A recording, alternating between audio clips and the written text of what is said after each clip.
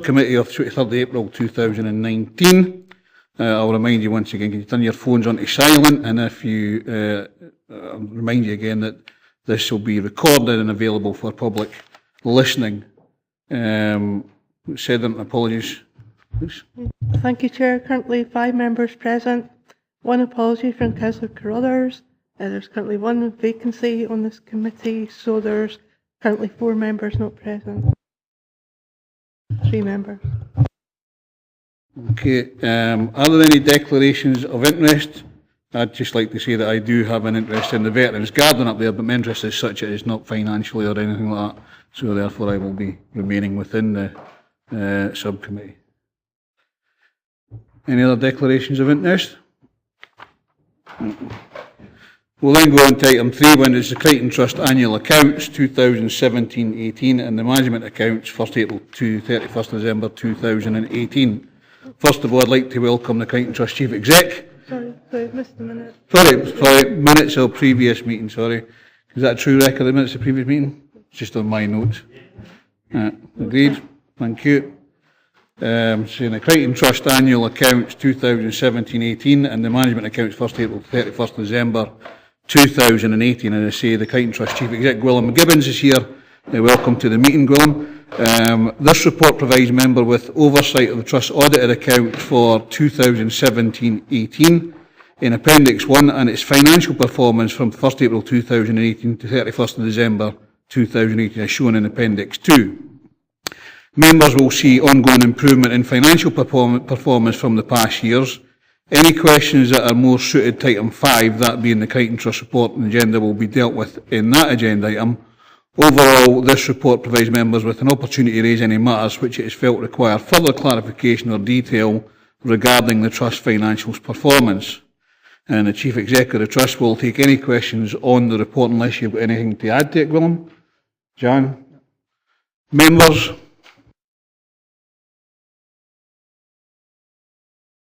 Members, any comments on item number 4?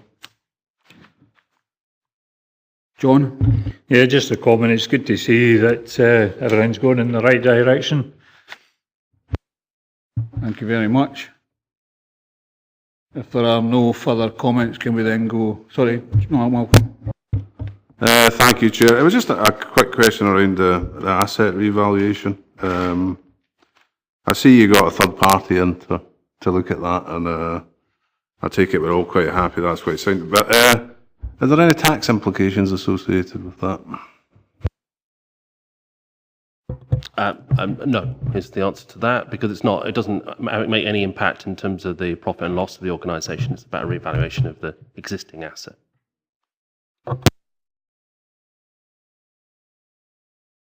Can we then go to the recommendations?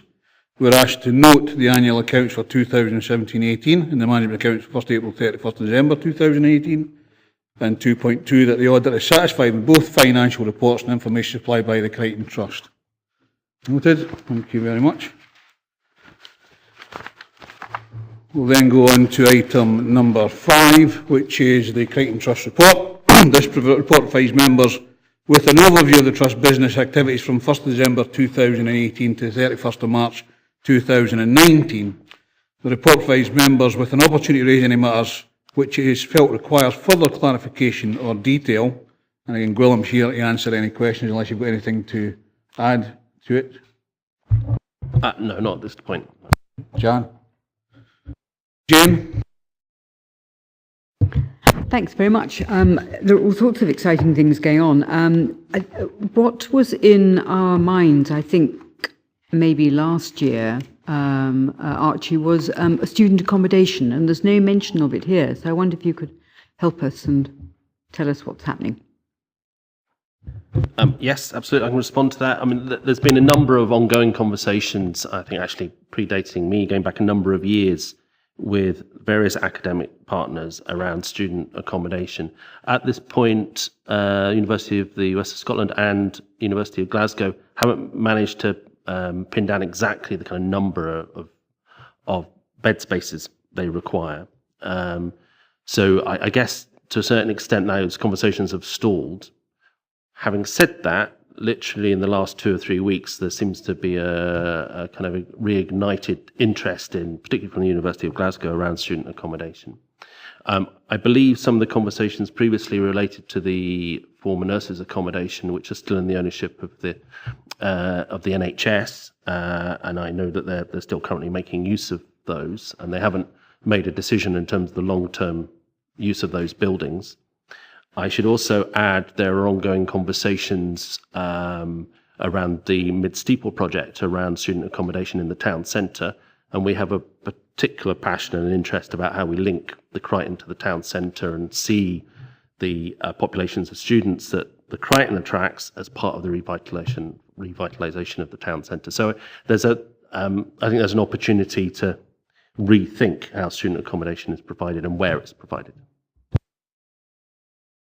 That's interesting and helpful. Thank you very much.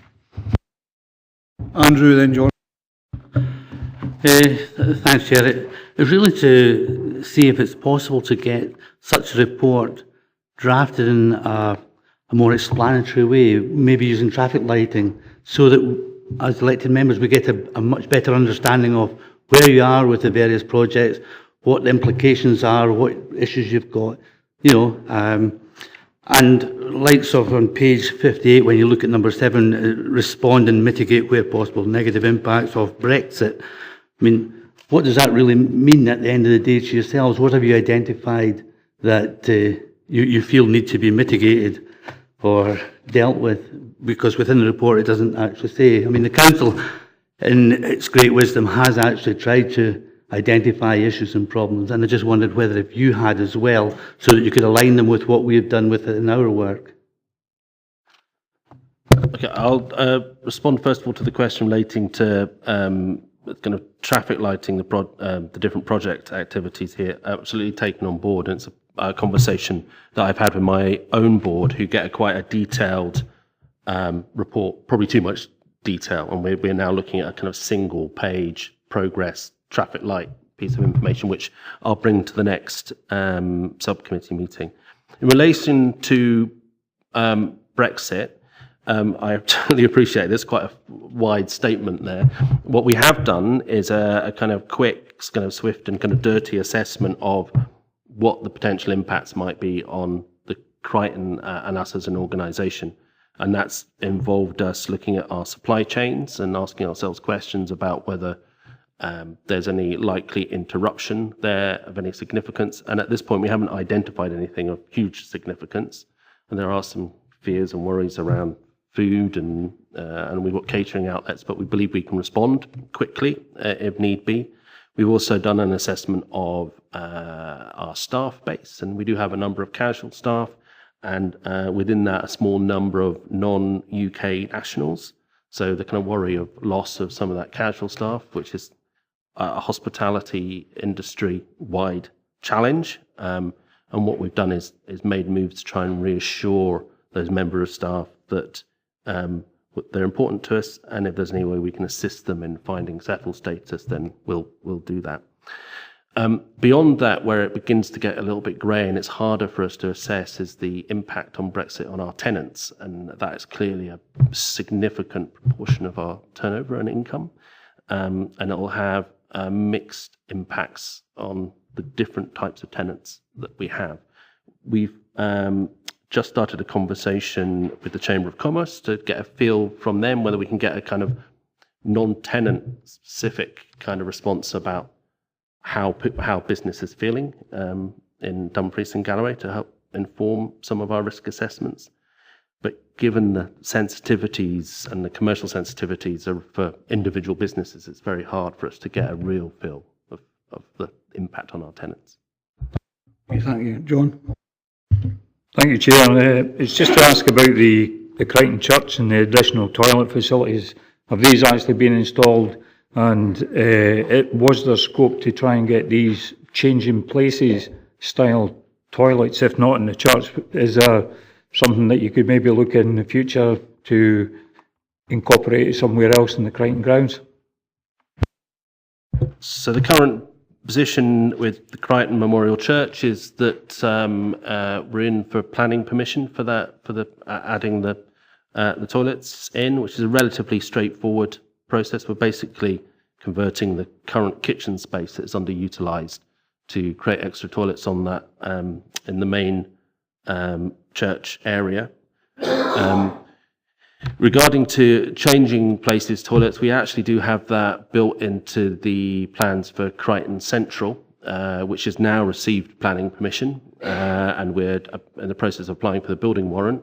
So we see that as a building that provides a kind of, as the name implies, a kind of central resource for the entire estate, particularly for visitors who have particular access needs, who want to make use of the grounds. Given we're quite fortunate that the Crichton is well resourced in terms of paved areas, and there are some areas where we just need to improve to greatly improve the access. But we are hopeful that that changing places toilet will make a significant benefit for the estate. Okay, thank you. Andrew, you want to come back? Yeah, thank you, Chair.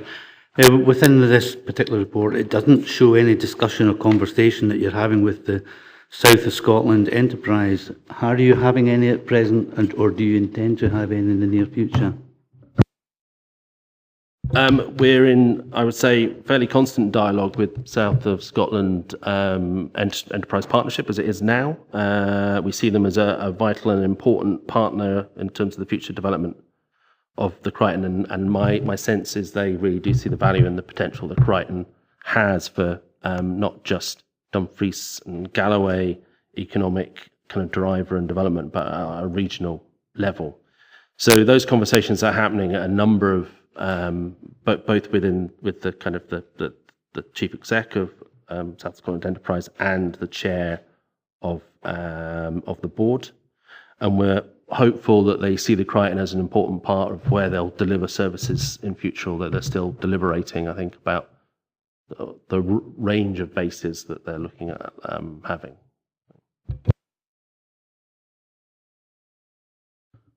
Jane, you want to come back? Thinking about going on from thinking about the development of the church, I wonder if you can help me. I can't find it in here. I probably missed it. Some time ago, I'm dredging back, the council put £100,000 towards the church. Where are we with that? So around about £45,000 of that has been spent, which I understand was used for kind of emergency repairs and some feasibility study work. So there's still a balance in that grant, which we intend to use to put these toilets in. And do some further work in the crypt area and Undercroft, which is about effectively future-proofing that for further future development. Is that what was expected to be used for? Is that within the parameters of the grant? Yes, I would say. I mean, we're effectively dealing with this in a phased way, which maybe not had been clear at the beginning, and some of that I think relates to the level of cost for the full scheme of works far outweighed the level of funding that was available. I also believe there's a need to do further work of understanding the kind of business case for some of the original ideas around a kind of visitor centre offer in the crypt and Undercroft area. We're not convinced that that's something that can generate revenue, but there is opportunity to open that space as an additional function space. And our thinking is to put a lift in from the main church level down into that space and having it as a flexible space. So I guess the significant development was the original plan was to put toilets at that level. We may still put additional toilets down there at a later date, but the immediate piece of work is to put toilets on the level of the main floor, which is cheaper, quicker, and I think probably services the church a lot better. It's also future-proofed for further development when that comes. Andrew? Really just a follow-on from that, because I recall was not mentioned that there's going to be catering facilities below, so it's enhanced the possibility of weddings, and doing functions like that. So have we now scrapped that idea, or is that still ongoing? So I think since that idea was developed, we've been really successful in delivering sit-down meals already in the church. So basically servicing the church from the Easterbrook kitchens and us buying some fairly straightforward facilities for transporting food backwards and forwards between the two. I think that makes sense going forward. Where there might be a case is some form of temporary bar setup facility in the Undercroft area. But putting a kitchen in there, I can't really see the economic case for that, particularly when we've got large-scale function kitchens very nearby. Okay, members, we'll go to the recommendations then. We've been asked to review and comment on the work of the Crichton Trust detailed Appendix 1 at 2.1. We've done that. And 2.2, note the progress on its priority projects as described in the appendix. You happy with that? Okay, we'll then move on to item 6, which is consider adoption resolution to exclude the public from the meeting in terms of section 50A4 and paragraph 6 of part 1 of Schedule 7A of the Local Government Scotland Act 1973. Consider that as an exempt report. May I just ask why? It's more to do with the people's names. You want to? The point is that there are people's names who are within this report. They are not aware that they've been appointed as part of this report, hence why it's an exempt report. Have they been told? Yeah, well. If I may, at the last time round, we had the issue where the trustees that went through an interview process who know that they're kind of preferred trustees as candidates. Unfortunately, it was in the press was the first they heard about it last time, rather than through a kind of channel of getting a letter and being phoned up. So that's the reason. I agree. Yeah. I'm quite happy to agree it, but it's in that case it's really just a box ticking exercise because we're agreeing it, but we haven't seen any of the information for the interviews either. So it's a process set up by the Crichton Trust ourselves. Well, hopefully they're the right people then. Yeah. So we agree exemption, yep.